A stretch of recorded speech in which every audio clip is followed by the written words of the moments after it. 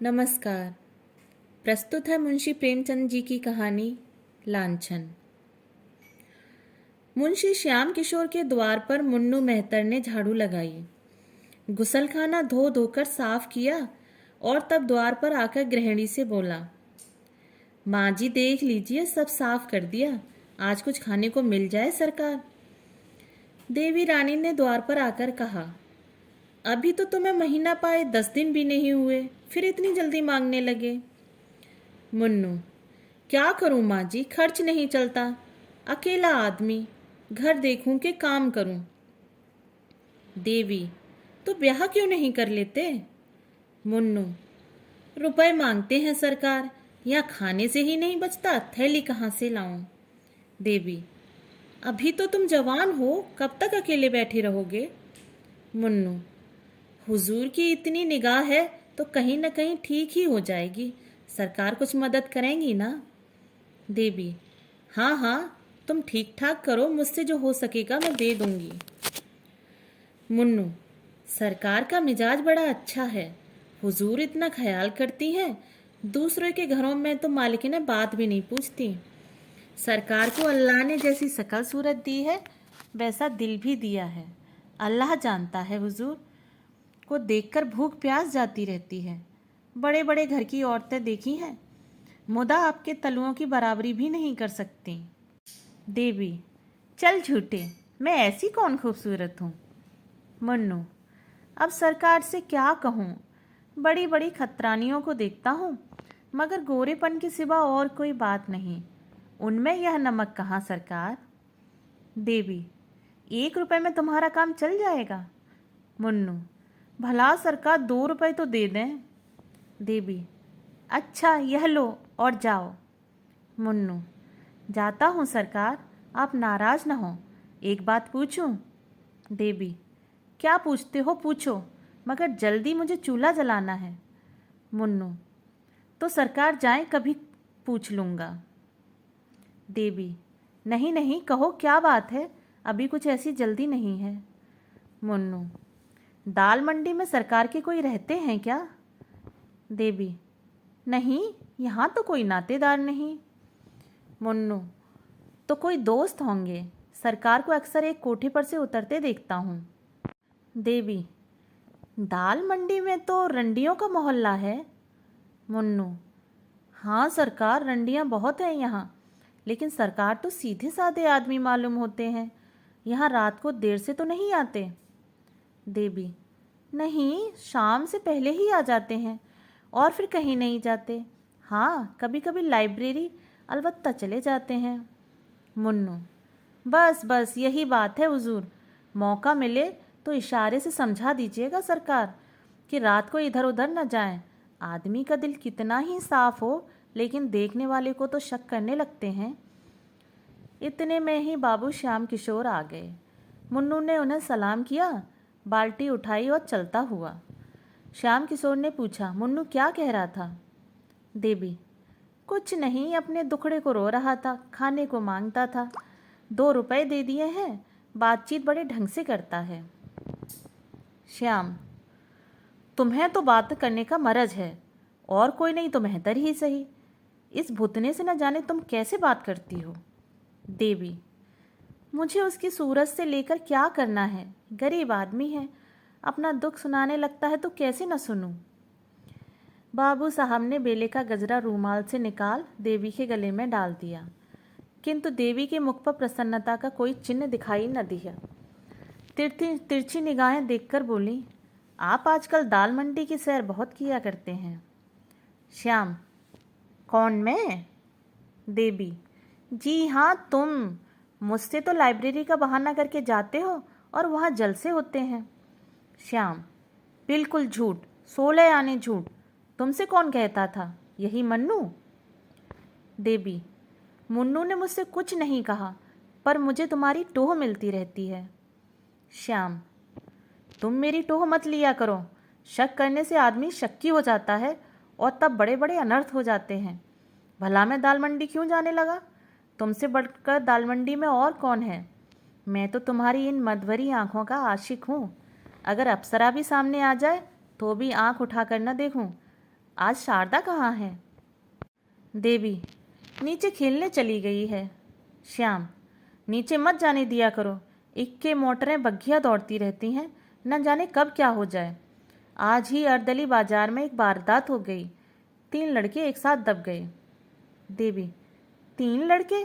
बड़ा गजब हो गया, किसकी मोटर थी? श्याम, इसका अभी तक पता नहीं चला, ईश्वर जानता है।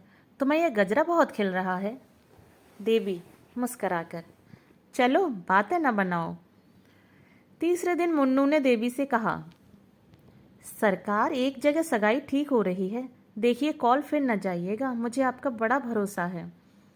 देवी, देख ली औरत कैसी है? मुन्नू, सरकार, जैसी तकदीर में है वैसी ही है। घर की रोटियां तो मिलेंगी, नहीं तो अपने हाथों ठोकना पड़ता था। है क्या कि मिजाज की सीधी है। हमारे जात की औरतें बड़ी चंचल होती हैं हुजूर, सैकड़े पीछे एक भी पाक न मिलेगी। देवी, मेहतर लोग अपनी औरतों को कुछ कहते नहीं? मुन्नू, क्या कहें हुजूर, डरते हैं कि कहीं अपने आसना से चुगली खाकर हमारी नौकरी चाकरी न छुड़ाते। मेहतरानियों पर बाबू साहबों की बहुत निगाह रहती है सरकार। देवी हंसकर, चल झूठे, बाबू साहबों की औरतें क्या मेहतरानियों से भी गई गुजरी होती हैं? मुन्नू, अब सरकार कुछ न कहलाएं, हुजूर को छोड़कर और तो कोई ऐसी बबुआइन नहीं देखता जिसका कोई बखान करे। बहुत ही छोटा आदमी हूँ सरकार, पर बबुआइनों की तरह मेरी औरत होती तो उससे बोलने को जी न चाहता। हुजूर के चेहरे मोहरे की कोई औरत मैंने तो देखी नहीं। देवी, चल झूठे, इतनी खुशामद करना किससे सीखा? मुन्नू, खुशामद नहीं करता सरकार, सच्ची बात कहता हूँ। हुजूर एक दिन खिड़की के सामने खड़ी थी, रज़ा मियाँ की निगाह आप पर पड़ गई। जूते की बड़ी दुकान है उनकी, अल्लाह ने जैसे धन दिया है वैसा ही दिल भी। आपको दिखते ही आंखें नीची कर लीं। आज बातों बातों में हुजूर की शकल सूरत को सराहने लगे। मैंने कहा, जैसी सूरत है वैसी सरकार को अल्लाह ने दिल भी दिया है। देवी, अच्छा, वह लंबा सा सांवले रंग का जवान है? मुन्नू, हाँ हुजूर वही। मुझसे कहने लगे कि किसी तरह एक बार फिर उन्हें देख पाता, लेकिन मैंने डांट कर कहा, खबरदार मियाँ, जो मुझसे ऐसी बातें की, वहाँ तुम्हारी दाल नहीं गलेगी। देवी, तुमने अच्छा किया, निगोड़ी की आंखें फूट जाएं।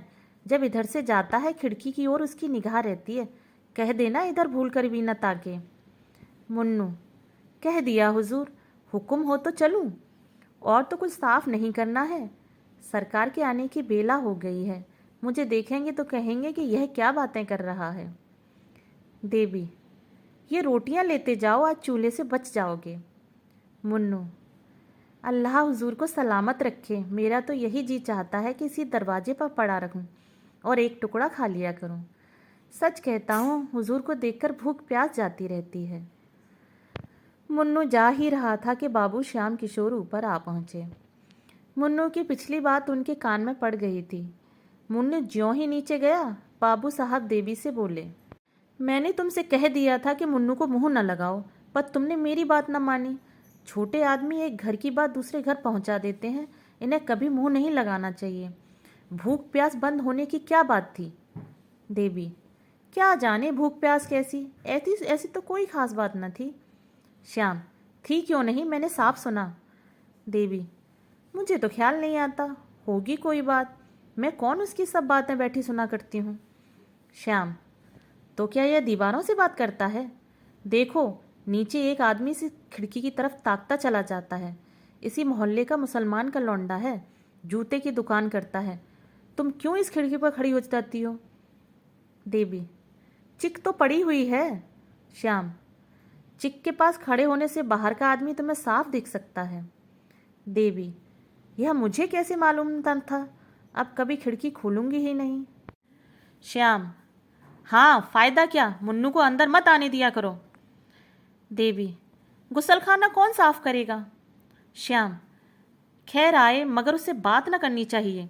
आज एक नया थिएटर आया है, चलो देख आएं। सुना है इसके एक्टर बहुत अच्छे हैं। इतने में शारदा नीचे से मिठाई का दोना लिए दौड़ती हुई चली आई। देवी ने पूछा, अरे यह मिठाई किसने दी? शारदा, राजा भैया ने तो दी है, कहते थे तुमको अच्छे अच्छे खिलौने ला दूंगा। श्याम, राजा भैया कौन है? शारदा, वही तो है जो अभी इधर से गए थे। श्याम, वही नहीं जो लंबा सा सांवले रंग का आदमी है। शारदा, हाँ हाँ वही वही, मैं अब उनके घर रोज जाऊंगी। देवी, क्या तू उनके घर गई थी? शारदा, वही तो गोद में उठाकर ले गए थे। श्याम, तू नीचे खेलने मत जाया कर, किसी दिन मोटर के नीचे दब जाएगी, देखती नहीं कितनी मोटरें आती रहती हैं। शारदा, राजा भैया कहते थे तुम्हें मोटर पर हवा खिलाने ले चलेंगे। श्याम, तुम बैठी बैठी क्या बातें किया करती हो जो तुमसे एक लड़की की निगरानी भी नहीं हो सकती। देवी, इतनी बड़ी लड़की को संदूक में बंद करके नहीं रखा जा सकता। श्याम, तुम जवाब देने में तो बहुत तेज हो, यह मैं जानता हूँ। यह क्यों नहीं कहती कि बातें करने से फुर्सत नहीं मिलती। देवी, बातें मैं किससे करती हूँ, यहाँ तो कोई पड़ोसन भी नहीं। श्याम, मुन्नू से हुई है ना।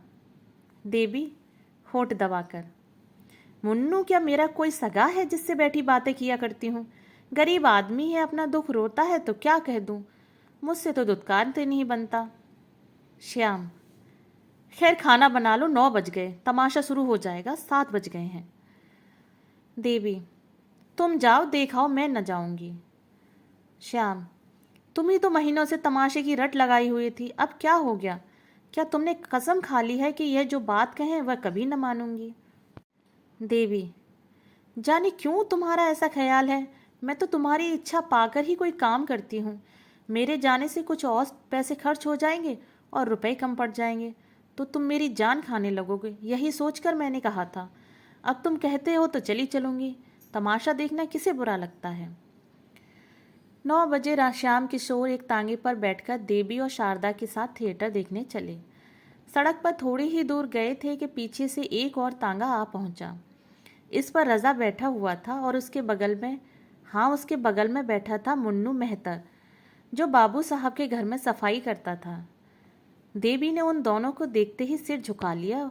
उसे आश्चर्य हुआ कि रजा और मुन्नू में इतनी गाढ़ी मित्रता है कि रजा उसे तांगे पर बैठाकर सैर कराने ले जाता है। शारदा रजा को देखते ही बोल उठी, बाबूजी देखो, वह राजा भैया हैं, ताली बजाकर। राजा भैया इधर देख, हम लोग तमाशा देखने जा रहे हैं। रजा ने मुस्करा दिया, मगर बाबू साहब मारे क्रोध के तिलमिला उठे। उन्हें ऐसा मालूम हुआ कि ये दुष्ट केवल मेरा पीछा करने के लिए आ रहे हैं। इन दोनों में जरूर साठगांठ है, नहीं तो रजा मुन्नू को साथ क्यों लेता। उनसे पीछा छुड़ाने के लिए उन्होंने तांगे वाले से कहा, और तेज ले चलो, देर हो रही है। तांगा तेज हो गया। रजा ने भी अपना तांगा तेज किया। बाबू साहब ने जब तांगे को धीमा करने को कहा तो रजा का तांगा भी धीमा हो गया। आखिर बाबू साहब ने झुंझलाकर कहा, तुम तांगे को छावनी की ओर ले चलो, हम थिएटर देखने नहीं जाएंगे। तांगे वाले ने उनकी ओर कौतूहल से देखा और तांगा फेर दिया। रजा का तांगा भी फिर गया। बाबू साहब को इतना क्रोध आ रहा था कि रजा को ललकारूं, पर डरते थे कि कहीं झगड़ा हो गया तो बहुत से आदमी जमा हो जाएंगे और व्यर्थ ही झेप होगी। लहू का घूंट पीकर रह गए। अपने ही ऊपर झुंझलाने लगे कि नाहक आया। क्या जानता था कि ये दोनों शैतान सिर पर सवार हो जाएंगे। मुन्नू को तो कल ही निकाल दूंगा। पर रजिया के तांगे कुछ दूर चलकर दूसरी तरफ मुड़ गया और बाबू साहब का क्रोध कुछ शांत हुआ। किंतु अब थिएटर जाने का समय न था। छावनी से घर लौट आए। देवी ने कोठे पर आकर कहा, मुफ्त में तांगे वाले को 2 रुपए देने पड़े। श्याम किशोर ने उसकी ओर रक्त शोषक दृष्टि से देखकर कहा, और मुन्नू से बातें करो, खिड़की पर खड़ी हो होकर रजा को छवि दिखाओ, तुम न जाने क्या करने पर तुली हो। देवी, ऐसी बातें मुंह से निकालते तुम्हें शर्म नहीं आती? तुम मेरा व्यर्थ ही अपमान करते हो, इसका फल अच्छा न होगा। मैं किसी मर्द को तुम्हारे पैरों की धूल के बराबर भी नहीं समझती। उस अभागे मेहतर की क्या हकीकत है, तुम मुझे इतनी नीच समझते हो? श्याम, नहीं, मैं तुम्हें इतनी नीच नहीं समझता, मगर बेसमझ जरूर समझता हूँ। तुम्हें इस बदमाश को कभी मुंह नहीं लगाना चाहिए था। अब तो तुम्हें मालूम हो गया कि वह छटा हुआ सौदा है या अब भी कुछ शक है? देवी, मैं उसे कल ही निकाल दूंगी। मुंशी जी लेटे, पर चित्त अशांत था। वह दिन भर दफ्तर में रहते थे, क्या जान सकते थे कि उनके पीछे देवी क्या करती है। वह यह जानते थे कि देवी पतिव्रता है, पर यह भी जानते थे कि अपनी छवि दिखाने का सुंदरियों को मरज होता है।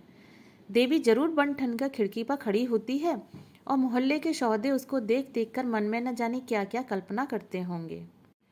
इस व्यापार को बंद करना उन्हें अपने काबू से बाहर मालूम होता था। शोहदे वशीकरण के कला में निपुण होते हैं।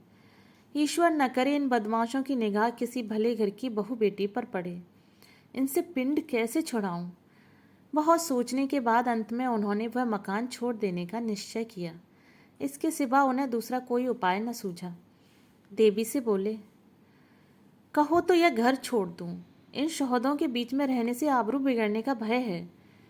देवी ने आपत्ति के भाव से कहा, जैसी तुम्हारी इच्छा। श्याम, आखिर तुम ही कोई उपाय बताओ। देवी, मैं कौन सा उपाय बताऊं और किस बात का उपाय? मुझे तो घर छोड़ने की कोई ज़रूरत मालूम नहीं होती। एक दो नहीं, लाख दो लाख शौहदे हों तो क्या कुत्तों के भूखने से भय से भला कोई अपना घर मकान छोड़ देता है? श्याम, कभी कभी कुत्ते काट भी लेते हैं। देवी ने इसका कोई जवाब न दिया और तर्क करने से पति की दुश्चिंताओं के बढ़ जाने का भय था। यह शक्की तो है ही, न जाने उसका क्या आशा समझ बैठे। तीसरे ही दिन श्याम बाबू ने वह मकान छोड़ दिया। इस नए मकान में आने के एक सप्ताह बाद पीछे एक दिन मुन्नू सिर में पट्टी बांध लाठी से टेकता हुआ आया और आवाज़ दी। देवी उसकी आवाज़ पहचान गई, पर उसे दुत्कारा नहीं, जाकर किवाड़ खोल दिए। पुराने घर के समाचार जानने के लिए उसका चित्त लालायित हो उठा। मुन्नू ने अंदर आकर कहा, सरकार, जब से आपने वह मकान छोड़ दिया है, कसम ले लीजिए जो उधर एक बार भी गया हूँ, उस घर को देखकर रोना आने लगता है। मेरा भी जी चाहता है कि इसी मोहल्ले में आऊं। पागलों की तरह इधर उधर मारा फिरा करता हूं सरकार, किसी काम में जी नहीं लगता। बस हर घड़ी आप ही की याद आती रहती है हुजूर। जितनी परवरिश करती थी उतनी अब कौन करेगा। यह मकान तो बहुत छोटा है। देवी, तुम्हारे ही कारण तो मैं मकान छोड़ना पड़ा। मुन्नू, मेरे कारण? मुझसे कौन सी खता हुई सरकार? देवी, तुम ही तो तांगे पर रजा के साथ बैठे मेरे पीछे पीछे आ रहे थे। ऐसे आदमी पर आदमी को शक होता ही है। मुन्नू, अरे सरकार, उस दिन की बात न पूछिए। रजा मियाँ को एक वकील साहब से मिलने जाना था। वह छावनी में रहते थे, मुझे भी साथ बिठा लिया। उनका साइंस कहीं गया हुआ था। मारे लिहाज के आपके तांगे के आगे न निकलते थे। सरकार उसे शौहदा कहते हैं। उसका सा भला आदमी पूरे मोहल्ले भर में नहीं है। 5 वक्त की नमाज पढ़ता है हुजूर, 30 रोजे रखता है। घर में बीवी बच्चे सभी मौजूद हैं। क्या मजाल कि किसी पर बदनिगाह हो। देवी, खैर होगा, तुम्हारे सिर में पट्टी क्यों बंधी है? मुन्नू, इसका माजरा न पूछिए हुजूर। आपकी बुराई करते किसी को देखता हूँ तो बदन में आग लग जाती है। दरवाजे पर जो हलवाई रहता था कहने लगा, मेरे कुछ पैसे बाबूजी पर आते हैं। मैंने कहा, वह ऐसे आदमी नहीं है कि तुम्हारे पैसे हजम कर जाते। बस हुजूर इसी बात पर तकरार हो गई। मैंने तो दुकान के नीचे नाली धो रहा था, वह ऊपर से कूद कर आया और मुझे ढकेल दिया। मैं बेखबर खड़ा था, चारों खाने चित्त सड़क पर गिर पड़ा। चोट तो आई, मगर मैंने भी दुकान के सामने बच्चे को इतनी गालियां सुनाई कि याद ही करते होंगे। अब घाव अच्छा हो रहा है हुजूर। देवी, राम राम, नाहक लड़ाई लेने गए। सीधी सी तो बात थी, कह देते तुम्हारे पैसे आते हैं तो जाकर मांग लाओ। हैं शहर ही में, दूसरे देश में तो नहीं भाग गए। मुन्नू, हुजूर आपकी बुराई सुन के रहा नहीं जाता। फिर चाहे वह अपने घर लाठी क्यों न हो, भीड़ पड़ूंगा। वह महाजन होगा तो अपने घर का होगा, यहाँ कौन सा उसका दिया हुआ खाते हैं। देवी, उस घर में अभी कोई आया कि नहीं? मुन्नू, कई आदमी देखने आए हुजूर, मगर जहाँ आप रह चुकी हैं वहाँ अब दूसरा कौन रह सकता है। हम लोगों ने उन लोगों को भड़का दिया। रजा मियाँ तो हुजूर उसी दिन से खाना पीना छोड़ बैठे हैं। बिटिया को याद करके रोया करते हैं। हुजूर को हम गरीबों की याद काहे को आती होगी। देवी, याद क्यों नहीं आती? मैं आदमी नहीं हूँ? जानवर तक थान छूटने पर 2-4 दिन चारा नहीं खाते। यह पैसे लो, कुछ बाजार से लाकर खा लो, भूखे होगे। मुन्नू, हुजूर की दया से खाने की तंगी नहीं है। आदमी का दिल देखा जाता है हुजूर, पैसे की कौन बात है। आपका दिया तो खाते ही हैं। हुजूर का मिजाज ऐसा है कि आदमी बिना कौड़ी का गुलाम हो जाता है। तो अब चलूँगा हुजूर, बाबूजी आते होंगे, कहेंगे कि यह शैतान यहाँ फिर आ पहुँचा। देवी, अभी उनके आने में बड़ी देर है। मुन्नू, ओहो, एक बात तो भूला ही जाता था। रज़ा मियाँ ने बिटिया के लिए खिलौने दिए थे। बातों में ऐसा भूल गया कि इनकी सुध ही न रही। कहाँ है बिटिया? देवी, अभी तो मदरसे से नहीं आई, मगर इतने खिलौने लाने की क्या ज़रूरत थी? अरे, रज़ा ने तो गजब ही कर दिया। भेजना ही था तो 2-4 आने के खिलौने भेज देते। अकेली मैम 3-4 आने से कम की न होगी। कुल मिलाकर 30-35 रुपए से कम के खिलौने नहीं हैं। मुन्नू, क्या जाने सरकार, मैंने तो कभी खिलौने नहीं खरीदे। 30-35 रुपए के होंगे तो उनके लिए कौन सी बड़ी बात है। अकेली दुकान से 50 रुपए रोज की आमदनी है हुजूर। देवी, नहीं, इनको लौटा ले जाओ। इतने खिलौने लेकर वह क्या करेगी? मैं सिर्फ एक मैम रख लेती हूँ। मुन्नू, हुजूर, रजा मियाँ को बड़ा रंज होगा। मुझे तो जीता ही न छोड़ेंगे। बड़े ही मोहब्बती आदमी हैं हुजूर। बीबी 2-4 दिन के लिए मैके चली जाती है तो बेचैन हो जाते हैं। सहसा शारदा पाठशाला से आ गई और खिलौने देखते ही उस पर टूट पड़ी। देवी ने डांट कर कहा, क्या करती है, क्या करती है? मैम ले ले और सब ले कर यहाँ से जाओ। शारदा, मैं तो सब लूँगी। मैम को मोटर पर बैठा कर दौड़ाऊँगी। कुत्ता पीछे पीछे दौड़ेगा। इन बर्तनों में गुड़िया के खाने बनाऊँगी। कहाँ से आए हैं अम्मा, बता दो। देवी, कहीं से नहीं आए, मैंने देखने को मंगवाए थे। तू इनमें से कोई एक ले ले। शारदा, मैं सब लूँगी मेरी अम्मा, सब ले लीजिए। कौन लाया है अम्मा?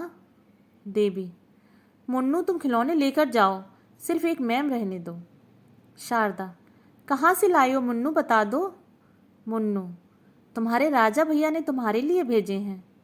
शारदा, राजा भैया ने भेजे हैं? ओहो।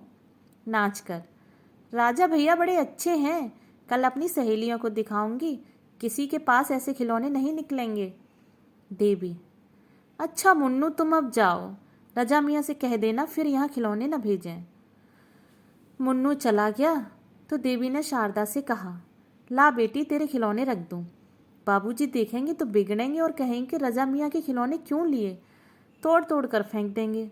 भूल कर भी उनसे खिलौने की चर्चा न करना। शारदा, हाँ अम्मा रख दो, बाबूजी तोड़ देंगे। देवी, उनसे कभी न कहना कि राजा भैया ने खिलौने भेजे हैं, नहीं तो बाबूजी राजा भैया को मारेंगे और तुम्हारे कान भी काट देंगे। कहेंगे लड़की भिखमंगी है, सबसे खिलौने मांगती फिरती है। शारदा, हाँ अम्मा रख दो, बाबूजी तोड़ देंगे। इतने में बाबू श्याम किशोर भी दफ्तर से आ गए। भौएं चढ़ी हुई थी, आते ही बोले, वह शैतान मुन्नू इस मोहल्ले में भी आने लगा, मैंने आज उसे देखा। क्या यहाँ भी आया था? देवी ने हिचकिचाते हुए कहा, हाँ आया तो था। श्याम, और तुमने आने दिया? मैंने मना किया था ना कि उसे कभी अंदर कदम मत रखने देना। देवी, आकर द्वार खटखटाने लगा तो क्या करती? श्याम, उसके साथ वह सौदा भी रहा होगा। देवी, उसके साथ और कोई नहीं था। श्याम, तुमने आज भी कहा होगा यहाँ मत आया कर। देवी, मुझे तो इतना ख्याल न रहा, और अब वह यहाँ क्या करने आएगा? श्याम, जो करने आज आया था वही करने फिर आएगा। तुम मेरे मुंह में कालिंग लगाने पर तुली हो। देवी ने क्रोध से ऐंठ कर कहा, मुझसे तुम ऐसी ऊट पटांग बातें मत किया करो, समझ गए? तुम्हें ऐसी बातें मुंह से निकालते शर्म नहीं आती? एक बार पहले भी तुमने कुछ ऐसी ही बातें कही थी, आज फिर तुम वही बातें कर रहे हो। अगर तीसरी बार ये शब्द मैंने सुने तो नतीजा बुरा होगा, इतना कहे देती हूँ। तुमने मुझे कोई वैश्या समझ लिया है? श्याम, मैं नहीं चाहता कि वो मेरे घर आए। देवी, तुम मना क्यों नहीं कर देते? मैं तुम्हें रोकती हूँ। श्याम, तुम क्यों नहीं मना कर देती? देवी, तुम्हें कहते क्या शर्म आती है? श्याम, मेरा मना करना व्यर्थ है। मेरे मना करने पर भी तुम्हारी इच्छा पाकर उसका आना जाना होता रहेगा। देवी ने होठ चबाकर कहा, अच्छा, अगर वह आता ही रहे तो क्या हानि है? मेहतर सभी घरों में आया जाया करते हैं। श्याम, अगर मैंने मुन्नू को कभी अपने द्वार पर फिर देखा तो तुम्हारी कुशल नहीं, इतना समझाए देता हूँ। यह कहते हुए श्याम किशोर नीचे चले गए और देवी स्तंभित खड़ी रह गई। तब उसका हृदय इस अपमान, लांछन और अविश्वास के आघात से पीड़ित हो उठा। वह फूट फूट कर रोने लगी। उसको सबसे बड़ी चोट जिस बात से लगी वह यह थी कि मेरे पति मुझे इतनी नीच, इतनी निर्लज्ज समझते हैं। जो काम वेश्या भी न करेगी उसका संदेह मुझ पर कर रहे हैं। श्याम किशोर के आते ही शारदा अपने खिलौने उठाकर भाग गई थी कि कहीं बाबूजी तोड़ न डालें। नीचे जाकर वह सोचने लगी कि इन्हें कहाँ छिपा कर रखूं। वह इसी सोच में थी कि उसकी एक सहेली आंगन में आ गई। शारदा उसे अपने खिलौने दिखाने के लिए आतुर हो गई। इस प्रलोभन को वह किसी तरह न रोक सकी। अभी तो बाबूजी ऊपर हैं, कौन इतनी जल्दी आए जाते हैं। तब तक क्यों न सहेली को अपने खिलौने दिखा दूं। अपनी सहेली को बुला लिया और दोनों नए खिलौने देखने में मग्न हो गईं कि श्याम किशोर के नीचे आने की भी उन्हें खबर न हुई। श्याम किशोर खिलौने देखते ही झपटकर शारदा के पास पहुंचे और पूछा, तूने ये खिलौने कहाँ पाए? शारदा की घिघी बन गई, मारे भय के थरथर कांपने लगी। मुंह से एक शब्द भी न निकला। श्याम किशोर ने फिर गरज कर पूछा, बोलती क्यों नहीं? तुझे किसने खिलौने दिए? शारदा रोने लगी। तब श्याम किशोर ने उसे फुसलाकर कहा, रो मत, हम तुझे मारेंगे नहीं। तुझसे इतना ही पूछते हैं, तूने ऐसे सुंदर खिलौने कहाँ से पाए? इस तरह 2-4 बार दिलासा देने से शारदा को कुछ धैर्य बंधा। उसने सारी कथा कह सुनाई। हाँ, अनर्थ, इससे कहीं अच्छा होता कि शारदा मौन ही रहती। उसका गूंगी हो जाना भी इससे अच्छा था। देवी कोई बहाना बनाकर टाल देती, पर होनहार को कौन टाल सकता है। श्याम किशोर के रोम रोम से ज्वाला निकलने लगी। खिलौने वहीं छोड़कर वह धम धम करते हुए ऊपर गए और देवी के कंधे दोनों हाथों से झंझोड़कर बोले, तुम्हें इस घर में रहना है या नहीं, साफ साफ कह दो। देवी अभी तक खड़ी थी, सिसकियां ले रही थी। यह निर्मम प्रश्न सुनकर उसकी आंखों से आंसू गायब हो गए। किसी भारी विपत्ति की आशंका ने इस हल्के से आघात को भुला दिया, जैसे घातक की तलवार देखकर कोई प्राणी रोग शैया से उठकर भागे।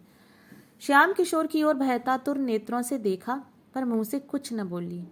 उसका एक एक रोम मौन भाषा में पूछ रहा था, इस प्रश्न का क्या मतलब है? श्याम किशोर ने फिर पूछा, तुम्हारी जो इच्छा हो साफ साफ कह दो। अगर मेरे साथ रहते रहते तुम्हारा जी उब गया हो तो तुम्हें अख्तियार है। मैं तुम्हें कैद करके नहीं रखना चाहता। मेरे साथ तुम्हें छल कपट करने की ज़रूरत नहीं। मैं सहर्ष तुम्हें विदा करने को तैयार हूँ। जब तुमने मन में एक बात निश्चित कर ली है तो मैंने भी निश्चय कर लिया। तुम इस घर में अब नहीं रह सकती, रहने की योग्य नहीं हो। देवी ने आवाज़ संभाल कर कहा, तुम्हें आजकल क्या हो गया है जो हर वक्त जहर उगलते रहते हो? अगर मुझसे जी उब गया है तो जहर दे दो। जला जला कर क्यों जान मारते हो? मेहतर से बातें करना तो ऐसा अपराध न था। जब उसने आकर पुकारा तो मैंने द्वार खोल दिया। अगर मैं जानती कि जरा सी बात का बतंगड़ हो जाएगा तो उसे दूर से ही दुत्कार देती। श्याम, जी चाहता है तालू से जवान खींच लूं। बातें होने लगी, इशारे होने लगे, तोहफे आने लगे, अब बाकी क्या रहा? देवी, क्यों नाहक घाव पर नमक छिड़कते हो? एक अबला की जान लेकर कुछ पा न जाओगे? श्याम, मैं झूठ कहता हूँ? देवी, हाँ, झूठ कहते हो। श्याम, ये खिलौने कहाँ से आए? देवी का कलेजा धक से हो गया। काटो तो बदन में लहू नहीं। समझ गई इस वक्त ग्रह बिगड़े हुए हैं।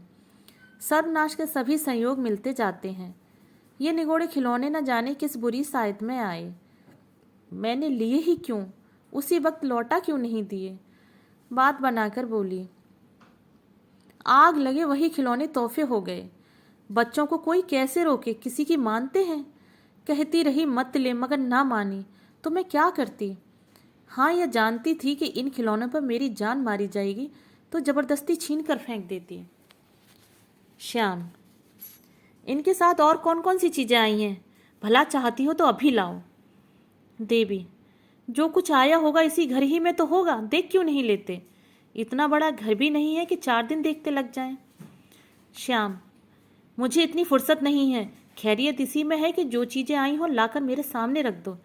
यह तो हो नहीं सकता कि लड़की के लिए खिलौने आए और तुम्हारे लिए कोई सौगात ना आए। तुम भरी गंगा में कसम खाओ तो भी मैं तुम्हारा विश्वास नहीं करूँगा। देवी, तो घर में देख क्यों नहीं लेते? दोस्तों, क्या श्याम देवी को घर से निकाल देगा? क्या मुन्नू और रज़ा मिले हुए हैं आपस में? ये हम जानेंगे कहानी के अगले भाग में। दोस्तों, अगर आपको कहानी पसंद आए तो मेरे चैनल को सब्सक्राइब कर लीजिए और अपने दोस्तों में शेयर कर लीजिए। कहानी सुनने के लिए धन्यवाद।